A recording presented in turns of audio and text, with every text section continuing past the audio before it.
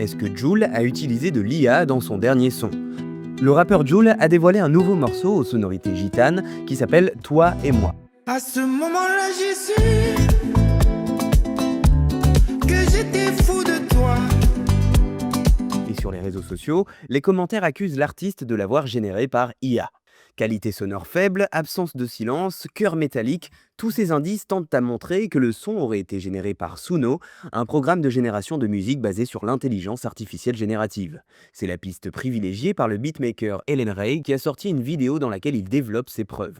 Déjà, il explique que la qualité du morceau est anormalement basse. Donc c'est un symptomatique de la création de musique par IA. C'est qu'en fait, même en récupérant le fichier original sur les plateformes qui est censé être vraiment de haute qualité, et bah, la qualité reste vraiment pourrie, comme si c'était vraiment des vieux MP3. Quoi. Ensuite, le programme Suno ne peut pas générer de silence, ce qui se constate dans le morceau. Par exemple, s'il y a une coupure dans la prod, bah, il y aura toujours un petit bruit de fond ou des notes qui traînent, il n'y aura jamais du silence. Autre point important, selon le beatmaker, Jul aurait utilisé une autre IA pour remplacer la voix principale par la sienne, ce qui donne selon lui un résultat très robotique, notamment pour les chœurs. Sauf qu'en fait, t'entends dans les chœurs et les trucs derrière qu'en fait, c'est pas du tout sa voix. En fait, si t'écoutes bien les chœurs, bah, en fait, t'entends très bien que c'est un ordinateur. Des fois, ça dit même pas les syllabes, les notes sont toutes droites. Et en fait, juste écoutez et puis vous allez comprendre quoi.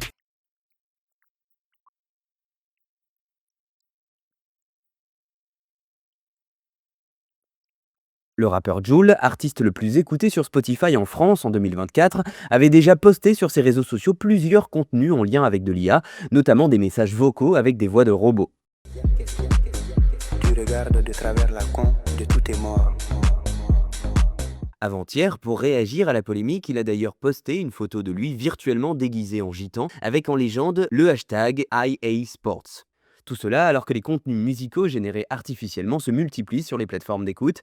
En avril, Deezer affirmait recevoir chaque jour plus de 20 000 pistes créées par IA, soit près de 20% de tous les titres mis en ligne. Début juillet, le groupe The Velvet Sundown, qui comptait 1 million de fans sur Spotify, révélait lui-même qu'il était généré par IA.